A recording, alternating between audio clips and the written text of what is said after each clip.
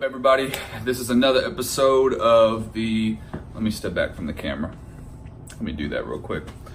This is another episode of my memoirs, the Eric Washington memoirs. So I just want to talk about something that has always bothered me, and that is when pastors, non-black pastors, especially if they're a youth pastor, tries to throw a Blaccent on everything. I don't know what that's about. I don't know why they do it. Even if there's only one or two black kids in the youth congregation, or like very little black adults in the adult congregation or service, they always got to throw this Blaccent on it. And I don't know what that's about, and I don't know who said that was okay. I'm sure they don't teach that in seminary. I don't know what that's about. Prime example, a few years ago, my girlfriend and I were visiting a church. We were kind of church hopping at the time before we found our amazing church that we're at now. But we were kind of church hopping at the time, and we went to, I'm not gonna say the real church name to avoid issues, but we'll just call it Fly Cake or Fly Bake or whatever. We'll say that. It was called Fly Bake. And Fly Bake is known as like this super post-racial, multiracial, contemporary lights, action, sounds, big screens,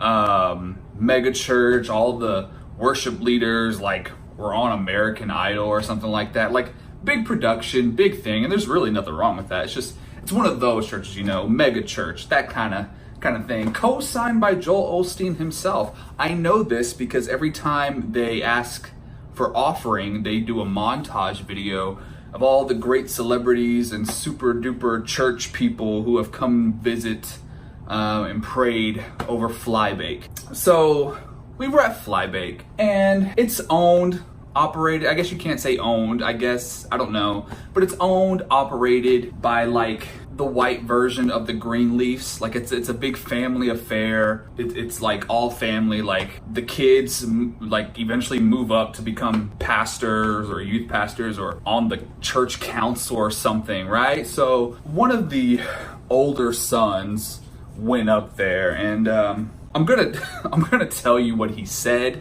I don't make a habit of putting on Blaccent all the time, as you can tell by my already very square voice. Hold on while I hydrate.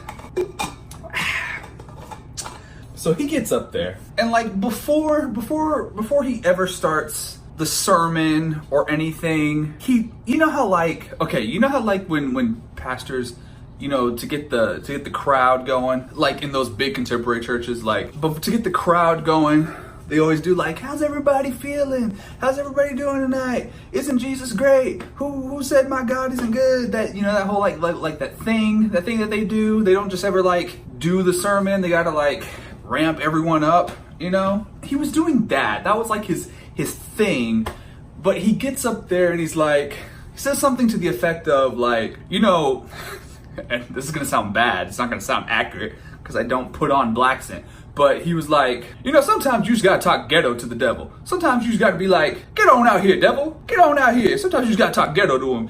Just get on out here, devil. And I'm just like it was super, like not only was it just uncomfortable for the fact of like why would you say that? But like why'd you have to make it sound like why'd you have to say it was like ghetto? And then why'd you have to say why'd you have to make it, why'd you have to put a Blaccent on it? Like I don't know what that was. It was so, I don't know what it was about. It was so weird, and it made everything so uncomfortable. Like I don't even remember what the sermon was about. I'm sure it was like prosperity gospel. I'm sure it was. It was so weird, and my girlfriend, she wasn't having it. And keep in mind, we were like church hopping, church shopping, whatever you want to call it these days, at the time. So imagine if other people were also there, or if they didn't know the Lord, or even if they did, but they were just shopping, or if they were just like I want to see what like normal Christians are about. Normal as in being like, they're not like super, there's not like super rituals, or there's not like weird Latin hymns, or there's not like fire and brimstone. Like, it's all very like contemporary, modern. The pastors wear like skinny jeans and something, you know, like everyone dresses like hipster. They serve coffee before, like that kind of thing. Like I want to see what normal Christians are like. And then like the first thing they see before there's ever a sermon or a message is a guy saying, sometimes you gotta talk ghetto to the devil.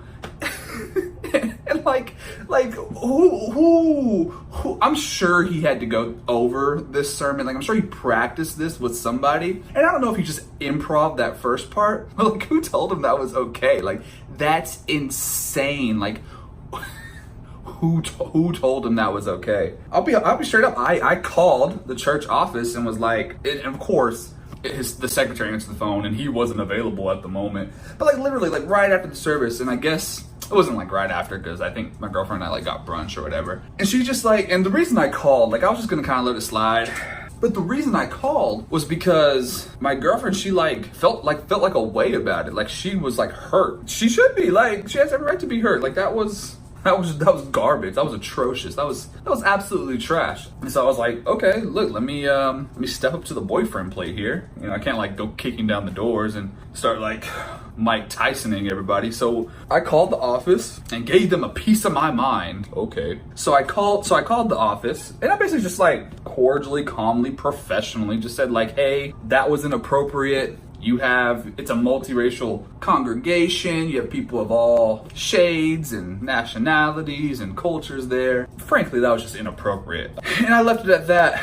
And I did get a voicemail message back from the actual guy. I think he's like the second oldest son or the oldest son. Got a voicemail like saying he wanted me to call him back. And he didn't apologize in the voicemail, which was interesting. So I never called back. I just wanted to give him a piece of my mind. I didn't want to have like a whole conversation or debate about it. But I don't know, he probably was gonna like apologize or like, and I'll say this, Southern pastors are really cool about always giving you a free meal or free coffee. So he was probably gonna be like, oh, let's have a coffee and talk about it. Let me get to know you.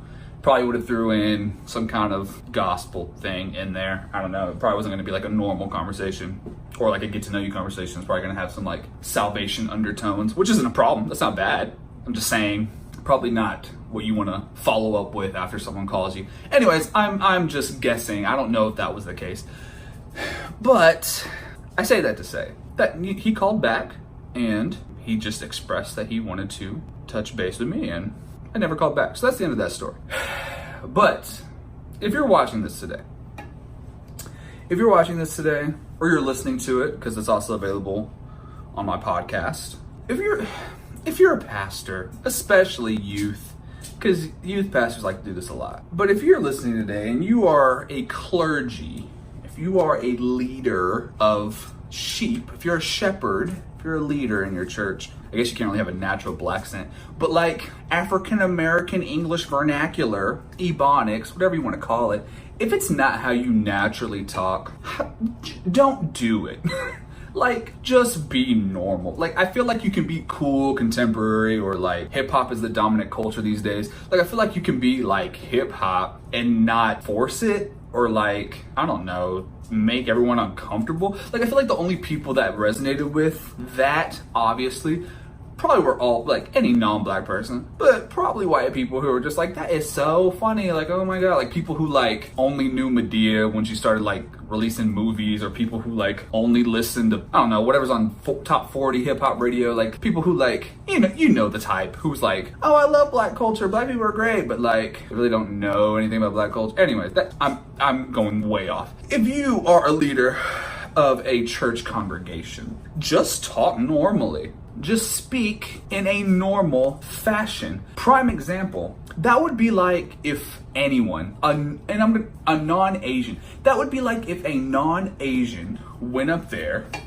put on an Asian accent to make a joke, to make a Christian joke, or make a joke or an anecdote, or whatever you want to call it, to, you know, spice everyone's day up at the church and get the sermon going. Like, no one would do that. Like, you would look insane putting on an Asian accent or an Indian accent or or like if a non-white guy like put on like forcefully, like not just because they speak properly or whatever, but like put on this weird country accent, or like speaking to this like super CEO white guy at the office, like that would be weird. That'd be insane. So, but for some reason, and I don't know if it's in the South, I don't know if this is like a thing everywhere amongst like super trendy hipster white pastors, but like stop talking in this Blaccent. Just like talk normally using your normal tone of voice. Don't be weird, and don't offend,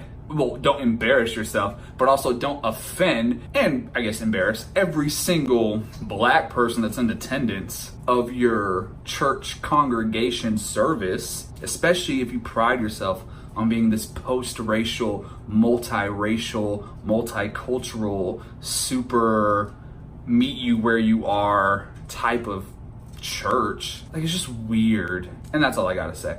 Okay, that's it for this memoir. That's it for this episode. I guess this isn't even really a memoir. This is more of a rant. It's more of a rant. It's something I've had on the list. If you don't know, I have like a to-do list of all these videos and skits and albums and singles I release, all this media stuff. I have a to-do list. And this one has been on there for like about a year or two. This one's been on there for a minute. But I finally did it, and I'm glad I did it, and I think it came out well. So if you like these videos, or if you like my music, or if you like my skits, which there really aren't skits. I don't want to be known as a skit guy. These are acting demos because I actively go on auditions. I'm not just out here making skits hoping to get Instagram money and YouTube money. I'll take it, but that's not. So if you like my acting demos, if you like my videos, my memoirs, my commentaries, my rants, my music, albums, mixtapes, singles, things like that, please go to www.ericwashington.net for all that content.